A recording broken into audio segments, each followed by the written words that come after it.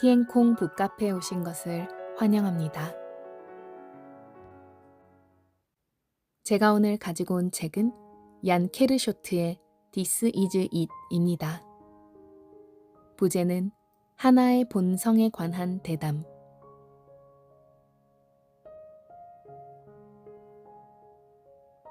프롤로그. 깨달음과 영성 관련 책은 대부분 개인적 성취를 다룬다. 너에겐 목표가 있다.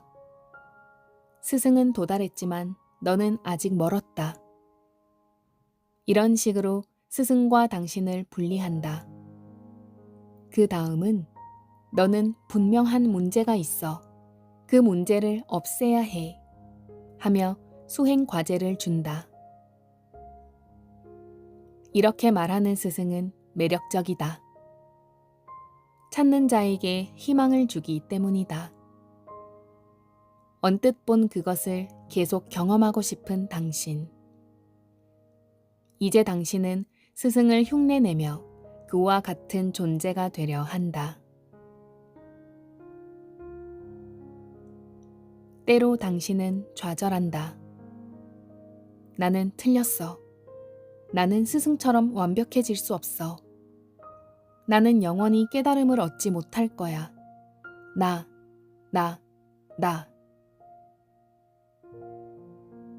기대하는 나, 좌절하는 나, 모두 분리된 개인이다. 그런데 만일 자신으로 생각하는 나가 마음속 관념이라면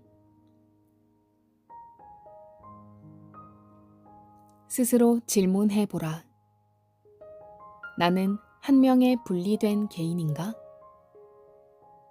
기능적 관점에서 자신은 몸과 마음이다.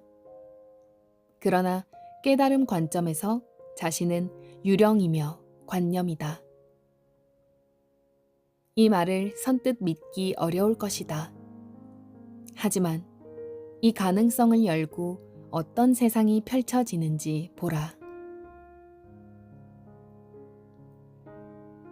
깨달음이란 영적 영웅담이 아니다. 신의 선택도 아니고 수행 끝에 얻는 트로피도 아니다. 선하고 평화롭고 영원한 구원도 아니다. 그것은 완전하지 않다. 왕좌에 올라가 대중을 내려다보는 것이 아니다. 야는 독자들을 더 높은 곳으로 이끌지 않는다. 얀 역시 스크린에 투사되는 영상일 뿐. 야는 깨달음과 아무 관련이 없지만 또 이렇게 말하고 있다. 나는 지금 일어나는 모든 것이다.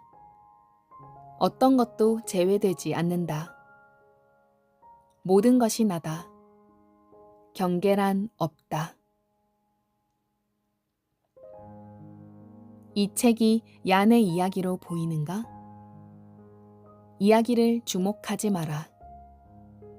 이야기란 개인, 시간, 사건에 중점을 두기 마련인데 이 책은 개인과 시간, 그리고 사건을 넘어선 그것을 가리킨다.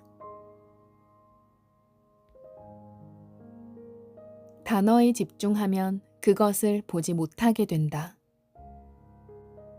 말의 속성은 이원성이므로 비이원성을 표현하지 못한다. 하지만 야는 책을 쓰기 위해 말을 사용했다. 모순이다. 말에 집중한다면 이 책은 실패할 수밖에 없다. 비이원성은 그것을 설명할 수는 없지만 가리킬 수는 있다. 나, 당신이라는 단어는 관념으로만 존재한다. 얀이 지금 당신에게 말하고 있지만 당신이란 없다. 자신이라고 생각하는 당신은 마음속 관념이다. 겉보기에 당신이 견고하게 보이는 이유는 유령들의 정교한 게임이므로. 나와 당신이 없다면 할 일이 없다. 유령이 유령에게 무엇을 할 수 있는가? 그래서 나는 당신에게 희망을 줄 수 없다.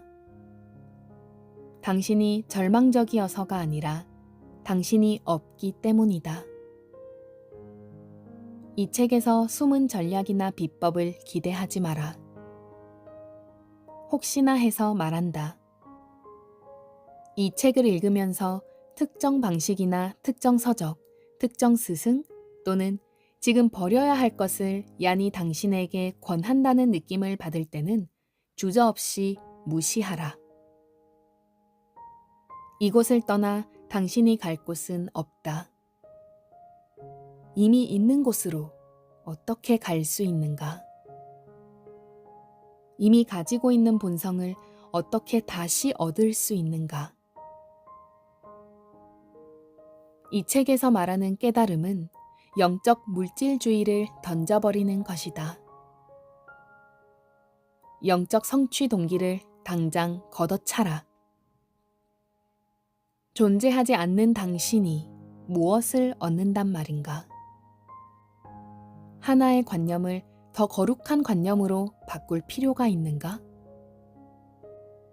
있는 그대로, 무위, 자아 실현, 받아들임은 요즘 인기 있는 말이다. 하지만 모두 분리된 개인을 대상으로 하는 유행어다. 당신이 존재하지 않는다면 그런 말이 무슨 의미가 있는가? 개인이 마음속 관념이라면 영적 상승이 무슨 소용인가? 더 높은 곳에 사는 유령이 되어 어쩌겠다는 말인가? 더욱 거룩하고 위대한 유령이 되고 싶은가? 유령이 도대체 무엇을 깨달을 수 있는가? 이 책으로 독자들이 얻을 바는 없다. 다만 영적 욕망을 없애줄 수는 있다. 이 책은 애초부터 당신은 존재하지 않는다는 사실만을 밝힐 뿐이다.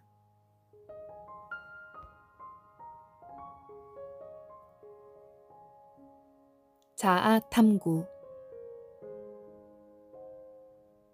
우리는 무엇인가? 이렇게 묻는 자는 누구인가?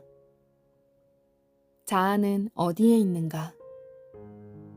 자아는 우리와 분리되어 있을까? 우리가 무엇인지 어떻게 알 수 있는가? 우리가 무엇이든 의식이 아닌 것일 수 있는가? 있음은 우리와 있는데 그것을 못 본 것 아닐까? 구도자들은 깨닫기 위해 자신의 조건을 바꾸려 한다. 하지만 깨달음이 자신만큼 가까이 있다는 사실을 알지 못한다. 우리는 자아를 넘어서기 위해 영적 모임에 나간다. 그러나 종교나 심리학으로는 성과가 없으므로 좌절한다. 종교나 수행은 에고의 먹잇감이며 깨달음의 걸림돌이다. 마음 공부 모임은 평범한 사람은 깨닫기 어렵다는 믿음을 조장한다. 이런 이유로 일명 도판에서는 영웅 만들기 게임이 성행한다. 만일 있음이 개인화되면 깨달음이란 운이 좋거나 엄청난 노력으로 받는 미래의 금메달로 관주된다. 그렇게 되면 이미 주어진 있음을 놓치게 된다. 오랜 수행으로 지친 구도자들은 아무것도 바꿀 필요 없는 즉시 만족을 원한다. 이러한 인식을 비분법이라고 한다. 비분법은 하나임을 나누지 않는다. 깨달음을 미래 목표로 생각하지 않는다. 비분법적 접근으로 본성이 이미 구현되어 있음을 인식하게 된다. 해탈 역시 개인적 보상이 아니며 모두에게 무상으로 주어진다. 이러한 비분법적 견해를 가진 스승은 극소수이다. 손이 물건을 쥐어잡듯 마음은 관념을 잡기 좋다. 그러나 깨달음은 무엇을 쥐어잡은 상태가 아니다. 영적인 탐구와 수행은 필요 없다. 보이는 모든 것들이 그것이기 때문이다. 하나가 모든 것을 비추고 있다. 그런 이유로 우리는 있음에서 도저히 벗어날 수가 없다. 기독교에서는 하나님의 사랑, 즉 의식에서 벗어나기가 더욱 어렵다고 말한다. 불교에서도 부처님 손바닥을 벗어날 수 없다고 말한다. 힌두에서도 브라만이 전부이며 브라만에서 벗어나지 못한다고 말한다. 그러므로 생활 방식을 바꾸거나 마음을 열거나 고요히 하거나 자신의 조건과 환경을 바꿀 필요가 없다. 어떤 노력도 필요 없다. 당신이 이미 있음이기에. 그럼에도 많은 스승은 깨닫기 위해 지금과 달라져야 한다고 말한다. 이러한 가르침은 끊임없이 노력하는 에고의 욕망을 만족한다. 에고 중심적 스승은 희망을 주기 때문에 수행자에게 인기가 높다. 하지만 수행은 깨달음과 분리된 느낌을 더욱 강화시킨다.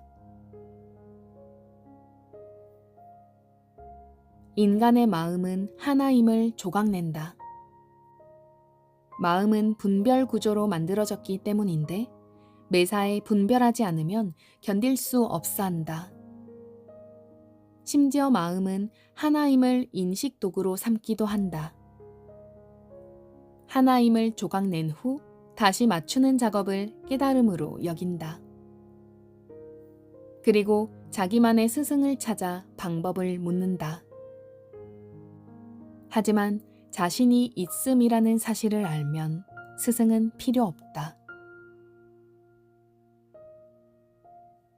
무언가를 해야 한다는 가르침은 기본적 오해에서 출발한다.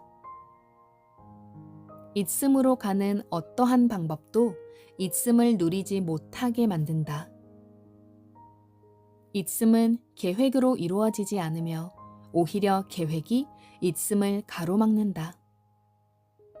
모든 노력은 마음의 게임이다. 이 사실을 알아차리면 있음은 스스로 드러나며 삶은 저항 없이 나를 통해 흘러간다.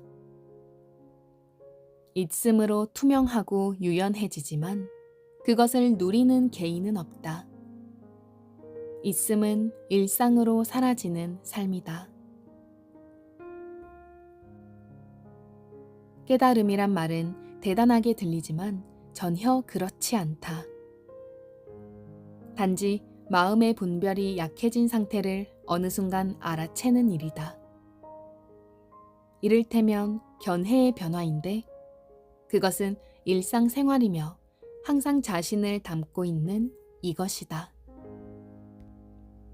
이것을 본 후에도 마음은 여전히 선과 악, 몸과 마음, 과거와 미래를 나눌 것이다. 이러한 분리게임은 영화를 사실적으로 만들고 매력적인 이야기에 필수적이다. 그러나 전일성은 분리할 수 없는 존재이다. 나로 보이든 타인으로 보이든 단일한 의식의 드러남이다. 서로 다른 이야기를 가졌을 뿐이다. 각각의 이야기는 매우 사실적이지만 하나의 의식이 여러 모습으로 나타나는 게임이다. 연기자는 자신만의 이야기에 빠져들고 개인적 사건을 가장 중요하게 여긴다. 우리는 모두 개인 드라마에 빠져 살아간다. 인생에 의미와 목적이 있다 생각하며 기대와 희망을 걸고 산다.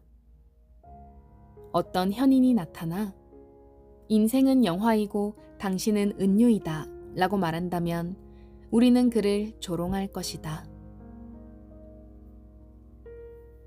만일 그 말을 알아차려도 계속 백일몽을 꾸는 쪽을 택할 것이다.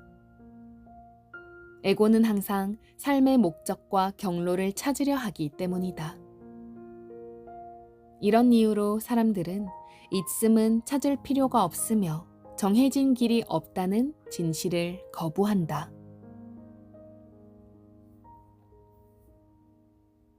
마음은 항상 끝없이 노력하라고 자신을 다그친다.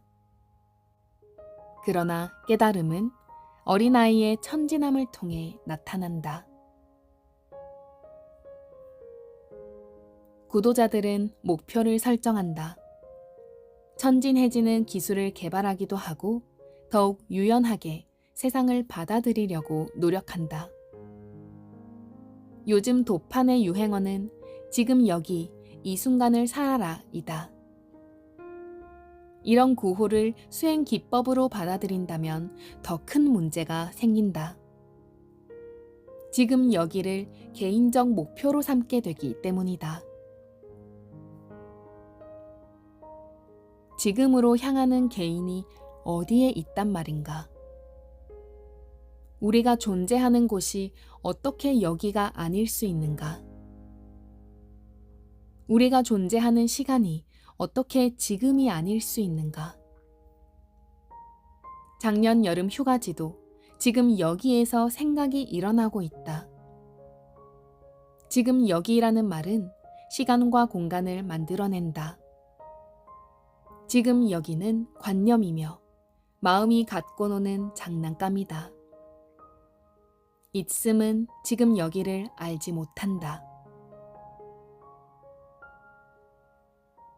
요즘 유행하는 수행법은 생각 없애기이다. 생각을 마음의 병이며 장애물이라 여긴다. 그들은 에고를 없애야 될 물건으로 여긴다. 그런데 그런 과제를 누가 수행하고 있는가? 깨달음을 믿는 한 수행을 멈출 수 없다. 수행 성취는 아주 잠깐이며 결국 실패한다. 수행자 오류를 피하는 유일한 방법은 자신이 깨닫는다는 생각을 버리는 일이다. 자신이 구도자라는 믿음, 깨달아야 한다는 믿음을 포기하지 않는 한 끝없는 고행의 길을 영원히 걸어야 한다.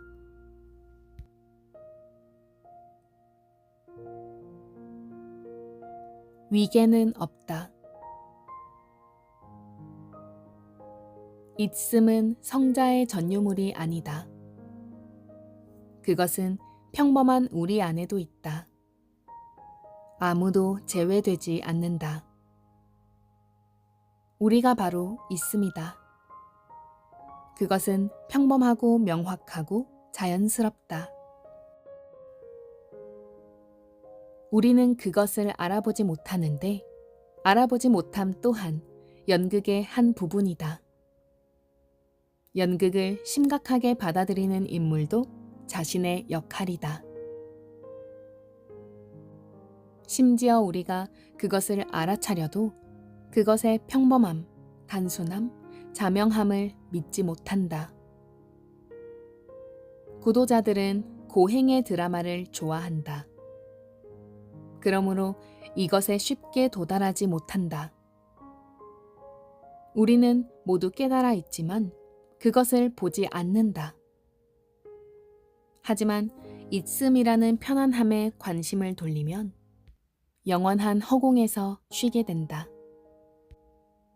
비어있는 곳에서 쉬는 행위가 완전성이 아니다. 비어있음이 완전성이다. 모두가 무한성의 드러남이다. 끝없는 공간은 천국이 아니며 무한성은 세상에서 가장 평범한 여기이다. 무한성은 장엄한 사원이나 아름다운 석양에만 있지 않다. 삶의 실패와 죄악, 그리고 고통 속에서도 드러나 있다. 있음이 개인과 무관함을 알면 성자뿐 아니라 옆 사람도 그것이 드러나 있다. 하나는 경전뿐만 아니라 저속한 잡지 속에도 있다. 윤회, 열반, 해탈도 우스꽝스러운 구분이다. 공간은 빈 그릇. 우리를 둘러싸지만 특정 위치가 없다. 모양도 없고 쪼갤 수도 없다. 모든 공간이 삶의 무대이다. 물체는 공간에 있지만 공간은 위치가 없다. 스크린 영상이 영사기의 빛을 조절하지 못하는 이치와 같다. 강물에 관한 책이라고 해서 그 책이 축축하지는 않다. 있음은 내용물에 의해 깨끗하거나 더러워지지 않는다. 공간과 내용물 또한 관념이다. 공간이 있으므로 내용물이 있고 내용물이 있으므로 공간이 있다. 공간과 내용물은 다르지 않다. 여기서 한 가지 의문이 떠오른다. 오직 하나만 있다면 왜 사람들은 이것을 조각내려 하는가? 왜 하나를 성속으로 나누는가? 왜 여러 영적 방편을 만들고 있는가? 왜 하나의 무한성을 특별한 영웅에 투사시키는가? 겐지스 강에서 씻으면 악업에서 벗어날 수 있을까? 왜 사람들은 그토록 신비한 체험을 원하는가? 구도자들은 왜 경전 이야기에 끌리는가? 육체적 결합을 통해 신을 경험한다는 책은 무엇인가? 유서 깊은 사원이 과연 무한성을 체험하기 좋은 장소인가? 사람들은 왜 일상의 경험을 경시하고 영적 경험을 원하는가? 지금 살고 있는 평범한 생활이 무엇이 부족한가? 평범한 삶, 그것이 무슨 문제가 있단 말인가? 모든 관념을 버리면 일상이 해탈이다. 구도자들은 초월적 경험 후에도 여전히 분별한다. 마음은 속삭인다. 그때는 얻었지만 지금은 잃어버렸어. 다시 체험하기 위해서는 더 많은 노력을 해야 해. 깨달았다는 스승의 자만 가득한 얼굴을 보라. 제자들이여, 너희들은 깨달으려면 아직 멀었다. 본성을 알지 못하면 평생 구도자 신세로 살게 된다. 자신을 바꾸는 노력은 본성에서 멀어지게 만든다. 깨달음은 자기 개발이나 개인적 희망이 아니다. 자신이 수리가 필요한 불량 인간이 아님을 알아차린 상태다.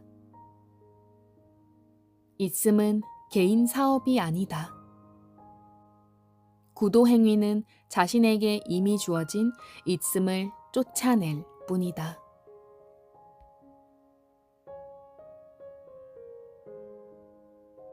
오늘은 여기까지 읽어드리도록 하겠습니다. 감사합니다. 사랑합니다. 다음에 또 만나요.